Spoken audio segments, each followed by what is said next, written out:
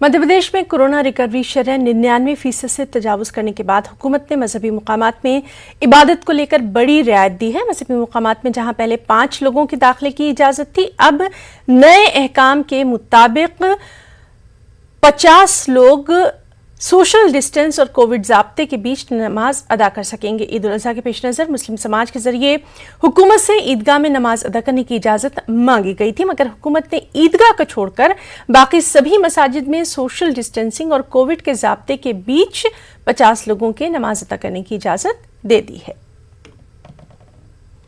मध्य प्रदेश में corona recovery rate 99% से तजावुज़ करने के बाद मजहबी मकामात को खोलने की जहाँ बात की जा रही थी और ईद उल अज़हा के मौके पर मुस्लिम तंजीमें मुतालबा कर रही थी कि जो 5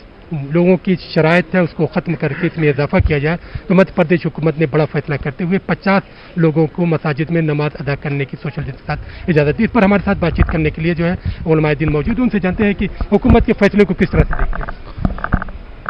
माशाअल्लाह बहुत ही अच्छा फैसला है हुकूमत मध्य प्रदेश की जानिब से कि 50 आदमी जो है वो मस्जिद और मंदिर और गुरुद्वारे में मजहबी मकामात में इबादत और पूजा कर सकेंगे। पहले 5 की थी, अब 50 की हो गई है। तो ये हम इस फैसले का खैर मकदम करते हैं हुकूमत की जानिब से और तमाम मुसलमानों से ये अपील करते हैं, दरख्वास्त करते हैं कि हुकूमती गाइडलाइन को मद्देनज़र रखते हुए ईद उल अज़हा की नमाज अदा करें और पूरे मुल्क के लिए, पूरी दुनिया के लिए दुआ करें कि कोरोना वायरस के इस